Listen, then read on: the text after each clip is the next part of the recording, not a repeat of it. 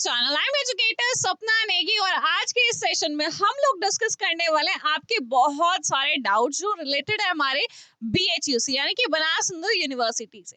जैसे ही हमारे CUET exam खत्म हुए वैसे ही बच्चों की क्वेरीज आना स्टार्ट हो गई कि मैम ये जो अलग अलग यूनिवर्सिटीज हैं इनके जो काउंसलिंग प्रोसेस है वो स्टार्ट कब होगा।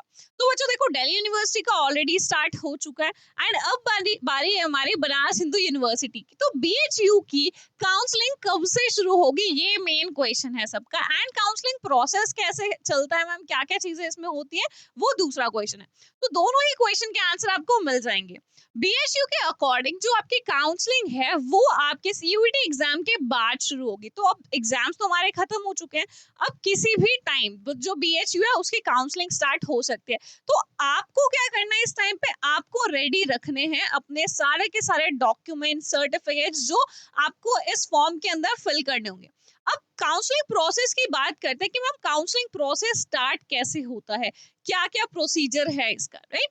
तो सबसे पहले BHU का काउंसलिंग प्रोसेस स्टार्ट होता है जैसे बाकी सारी यूनिवर्सिटी का है कि आपको रजिस्ट्रेशन फॉर्म फिल करना होता है। तो सबसे पहली चीज क्या होता है बच्चे, आपका रजिस्ट्रेशन प्रोसेस स्टार्ट कैसे होता है, आपको रजिस्ट्रेशन फॉर्म फिल करना होगा।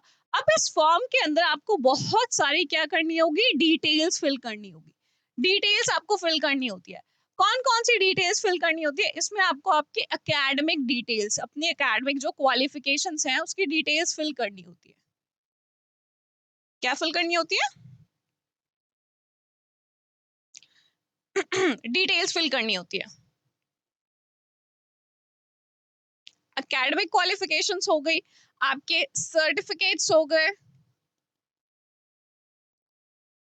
कौन कौन से सर्टिफिकेट्स, जैसे आपका स्कूल का ट्रांसफर सर्टिफिकेट हो गया, आपका कैरेक्टर सर्टिफिकेट हो गया, इसके अलावा जो आपकी कैटेगरी वाइज सर्टिफिकेशंस है लाइक SC ST जो कोटा से रिलेटेड है, बेसिकली रिजर्व्ड कैटेगरी के जितने स्टूडेंट्स हैं आप सबका आप सबके पास क्या होना चाहिए, सर्टिफिकेट होना चाहिए। न्यू हो ज्यादा बेटर है।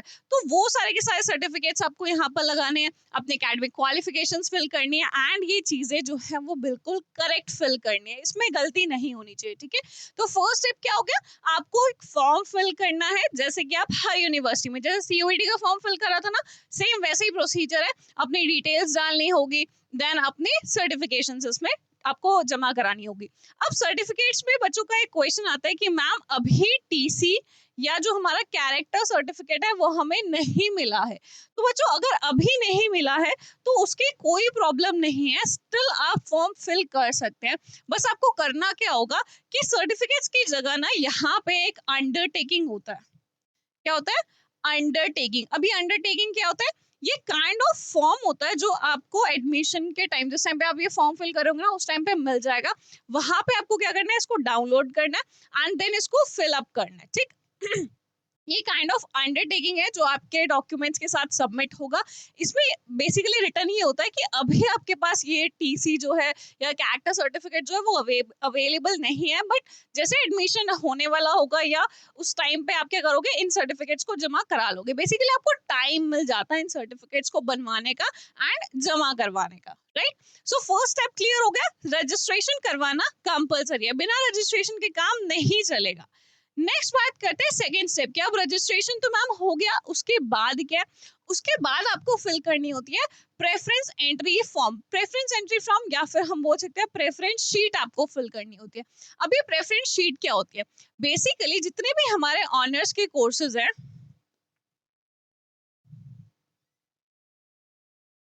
ऑनर्स के कोर्सेज के लिए आपको क्या करना होता है, प्रेफरेंस शीट फिल करनी होती है।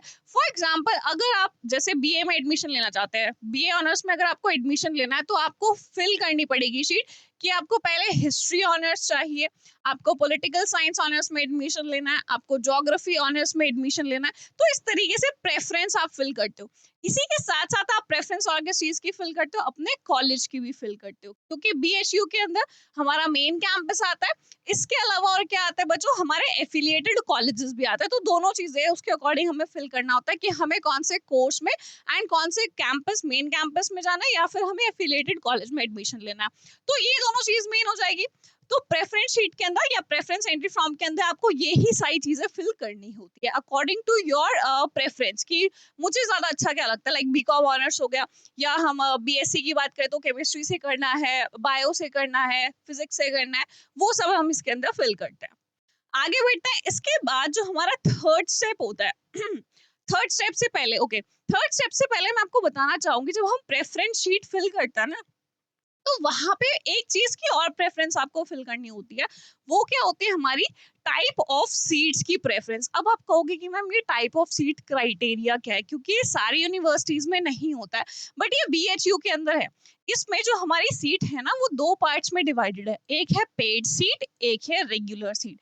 अब पेड सीट को आप समझो सेल्फ फाइनेंस कोर्स होता है ना, उस टाइप की सीट्स, एंड रेगुलर सीट्स जो आपकी यूनिवर्सिटी आपको दे ही रही है। इन दोनों में मेन डिफरेंस किस चीज का होता है बच्चे? फीस का होता है। किसका होता है मेन डिफरेंस? फीस का होता है। रेगुलर की जो हमारी फीस होती है वो कम होती है as compared to paid seats की फीस। पेड सीट्स की अगर मैं बात करूं तो बहुत मतलब बेसिकली आपको डिफरेंस देखने को मिल जाएगा। जो हमारे बीए ऑनर्स के कोर्सेज होते हैं, इसमें 10K यानी 10,000 तक की ईयरली फीस में आपको डिफरेंस देखने को मिल जाएगा रेगुलर और पेड में। बीकॉम की बात करूं तो 25K के अराउंड आपको डिफरेंस देखने को मिल जाएगा। बीएससी की बात करूं तो बीएससी में भी आपको लगभग 30 to 40K का डिफरेंस देखने को मिल जाएगा। और एग्रीकल्चर की बात करूं, अगर आप एग्रीकल्चर करना चाहते हैं तो उसमें भी अराउंड 20 के अराउंड आपको डिफरेंस देखने को मिल जाएगा पेड एंड रेगुलर फीस में। अब मैम क्या ऐसा होता है कि जब रेगुलर की सीट खत्म हो जाती है तो बच्चे पेड के पास जाते हैं? नहीं, ऐसा नहीं है। चीज को समझो। अगर आपको सपोज करो हिस्ट्री ऑनर्स ही करना है, तो देखो हिस्ट्री ऑनर्स एक कोई भी बच्चा, नॉर्मल बच्चा है, वो चाहेगा कि मेरी मार्क्स जैसे भी हैं मैं रेगुलर में एडमिशन लूं। ज्यादा फीस कोई नहीं पे करना चाहता, राइट? तो वो बंदा क्या होगा, रेगुलर के लिए ज्यादा क्या करेगा, मेरिट लगाएगा बेसिकली। तो होता क्या है आप क्या करोगे, जब प्रेफरेंस बनाओगे तो आपको हिस्ट्री ऑनर्स ही करना है। सपोज करो हिस्ट्री ऑनर्स ही करना है, तो आपने अपनी प्रेफरेंस शीट कैसे बनाई है कि भाई हिस्ट्री ऑनर्स में पहले मेरे को रेगुलर में एडमिशन मिल जाए, रेगुलर में नहीं मिल रहा है तो मुझे हिस्ट्री ऑनर्स में पेड सीट में एडमिशन मिल जाए। तो क्योंकि आपकी यहाँ पे प्रेफरेंस क्या है, हिस्ट्री ऑनर्स की प्रेफरेंस है। अब चाहे वो रेगुलर में मिले चाहे वो पेड में मिले, ये आपकी अपनी सहूलियत है, ठीक है? तो उसके अकॉर्डिंग आपकी प्रेफरेंस शीट बन गई। अब कोई बच्चा ऐसा भी होगा जो कहेगा भाई हिस्ट्री ऑनर्स में रेगुलर मिल जाए, हिस्ट्री में नहीं मिल रहा है तो पॉलिटिकल साइंस में रेगुलर मिल जाए, राइट? तो होगा क्या, यहाँ पे फर्स्ट में पहली जो आप बोल सकते हो जो बच्चों की वो लगेगी, मेरिट लगेगी, ज्यादा बच्चे किस में जाएंगे, रेगुलर में जाना चाहेंगे। बट यहाँ पे फायदा किस बंदे को हो जाएगा, जो रेगुलर में नहीं आ रहा है, कोई बात नहीं, मैं पेड सीट में एडमिशन ले लूंगा। क्योंकि ज्यादातर स्टूडेंट्स क्या करते हैं, जब रेगुलर में नहीं आता उसके बाद वो सोचते हैं, वो अपनी प्रेफरेंस कैसे बनाता है, पहले रेगुलर के ले लेंगे एंड बाद में वो क्या करता है, पेड सीट के ऑप्शंस रखते हैं। बट जो समझदार स्टूडेंट्स है, या फिर मैं बोलूँ आपकी अपनी चॉइस है, अगर किसी को पर्टिकुलर कोर्स में ज्यादा इंटरेस्ट है, उसे फर्क नहीं पड़ता है कि वो रेगुलर में आ रहा है या पेड में आ रहा है, तो वहां पे क्या होगा, वो पेड सीट को प्रेफर कर सकता है, ठीक है? ऐसा भी नहीं है कि वो यहाँ पे रेगुलर ही ले, वो डायरेक्ट हिस्ट्री ऑनर्स पेड में भी जा सकता है कि भाई मेरे मार्क्स मुझे पता है कैसे हैं, मैं डायरेक्ट पेड के लिए ही क्या करता हूँ, अटेम्प्ट करता हूँ। तो आप ऐसा कर सकते हैं। डिफरेंस किस चीज का आएगा, आपकी फीस का आएगा। जिसको फीस का कोई प्रॉब्लम नहीं है वो आराम से इसको फिल कर सकते हैं। क्लियर? तो मेन चीज यही है कि यहाँ पर फीस का ही चक्कर पड़ता है, दोनों में डिफरेंस वही है। अदरवाइज आपके टीचर्स सेम रहने वाले हैं, मतलब क्वालिफिकेशंस में कोई डिफरेंस नहीं है, आपकी फैसिलिटीज में कोई डिफरेंस नहीं होने वाला है। डिफरेंस सिर्फ किस चीज का होगा, फीस का होगा, ठीक? नेक्स्ट आगे बढ़ते हैं। थर्ड स्टेप जो हमारा काउंसलिंग प्रोसेस है, उसका थर्ड स्टेप क्या होता है बच्चे, सीट एलोकेशन का। सीट एलोकेशन की बात करें तो जब आप प्रेफरेंस अपनी भर देते हो, उसके बाद क्या होता है, उसके बाद जो कॉलेज है, यूनिवर्सिटी जो है, वो आपको सीट्स देना शुरू करती है, सीट्स एलोकेट करना शुरू करती है अकॉर्डिंग टू योर मेरिट। जितने मार्क्स आपके आए हैं उसके अकॉर्डिंग वो आपको सीट्स देना शुरू कर देती है। अब अगर आपका फर्स्ट राउंड में नाम आ जाता है तो अलग प्रोसीजर है, अगर नाम नहीं आता है तो अलग प्रोसीजर है। अगर आपका फर्स्ट राउंड में नाम आ गया तो आपको करना क्या है, आपको अपनी सीट बुक करने के लिए यहाँ पर एक कंफर्मेशन फीस पे करनी होती है। अभी कंफर्मेशन फीस कोई अलग से फीस नहीं होती है, ये आपके कोर्स की ही फीस होती है, बट उसका कुछ अमाउंट जो है वो आप पहले पे कर देते हो। फॉर एग्जाम्पल हमारे पास कोई कोर्स है जिसकी फीस सपोज करो 5000 की है, 5000 के इसकी फीस है, तो आपको कंफर्मेशन फीस हो सकता है वो कितना बोले 3000 अभी पे कर दो, और जो उसका बचा हुआ अमाउंट होगा वो आप एडमिशन के टाइम पे कर देना। ठीक है, बस होता क्या है इसमें कि आपकी सीट कंफर्म हो जाती है कि आपने सीट एक्सेप्ट कर ली है, वो होता है हमारा कंफर्मेशन फीस। अलग से कोई चार्जेस नहीं होते, ये आपके एडमिशन जो बेसिकली एडमिशन फीस है, कोर्स की जो फीस है वही चार्जेस हैं ये। ठीक है, नेक्स्ट इसके बाद क्या होता है, जब आपकी सीट बुक हो जाती है देन आपके डॉक्यूमेंट्स को वेरीफाई किया जाता है, जो आपने फिल किया है उसकी वेरिफिकेशन होती है। इसीलिए मैं बोल रही हूँ कि डॉक्यूमेंट वेरिफिकेशन, डॉक्यूमेंट्स फिल करने में कोई गलती मत करना, क्योंकि फिर वेरिफिकेशन के टाइम पे बाहर हो गए तो वो बहुत गलत चीज हो जाएगी कि सीट भी मिल गई, मार्क्स भी अच्छे थे, लेकिन बिकॉज ऑफ सम मिस्टेक्स आपका एडमिशन नहीं हो पाया। तो ध्यान रखना डॉक्यूमेंट जब सबमिट करोगे ना उस चीज का।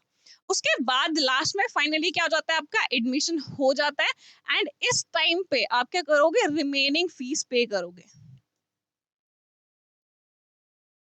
रिमेनिंग फीस क्या हो गई, जो फीस यहाँ पे कंफर्मेशन फीस देने के बाद जो बच गई वो फीस आप यहाँ पर दे दोगे, तो वो आपकी क्या होगी, रिमेनिंग फीस होगी, एंड फाइनली आपका एडमिशन हो जाएगा। यहाँ पे आपको ऑप्शन मिलता है फ्रीज करने का, सीट बुक के टाइम पे फ्रीज करने का या फ्लोट करने का ऑप्शन मिलता है।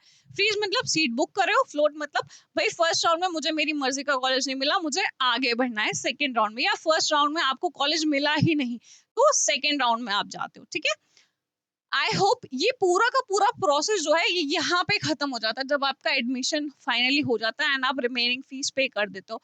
सिंपल सा प्रोसेस है, कुछ घुमा फिरा के नहीं है, एंड लगभग सारी यूनिवर्सिटी का जो प्रोसेस है वो इसी तरीके से चलता है। आपको पहले रजिस्ट्रेशन करवाना पड़ता है, फिर आप प्रेफरेंस शीट फिल करते हो, उसके बेसिस पे क्या होता है, आपको सीट एलोकेट की जाती है। सीट एलोकेशन के टाइम पे जो आपने प्रेफरेंस शीट भरी है उसी के अकॉर्डिंग आपको सीट देते हैं। अगर फर्स्ट मेरिट में आ गया, फर्स्ट राउंड में आपका नाम आ गया तो अच्छी बात है, आप वहां पे अपनी सीट फ्रीज कर सकते हैं या फ्लोट कर सकते हो। अगर नहीं आया तो आप सेकेंड राउंड का वेट करते हो, right. Okay guys, I hope आपके बहुत सारी क्वेरीज जो है वो यहाँ पर सॉर्ट आउट हो गई होगी। एंड स्टिल अगर आपको बीएचयू काउंसलिंग प्रोसेस की कोई भी अगर ऐसा क्वेश्चन है जो आप पूछना चाहते हो कि मैम ये बता दो, इस चीज में प्रॉब्लम आ रही है, तो आप कमेंट सेक्शन में कमेंट कर सकते हैं, एंड आपको आपके पास उसका solution as soon as possible हम लोग लाने का ट्राई करेंगे। Okay guys, thank you so much for watching, take care, bye bye, next session में मिलते हैं।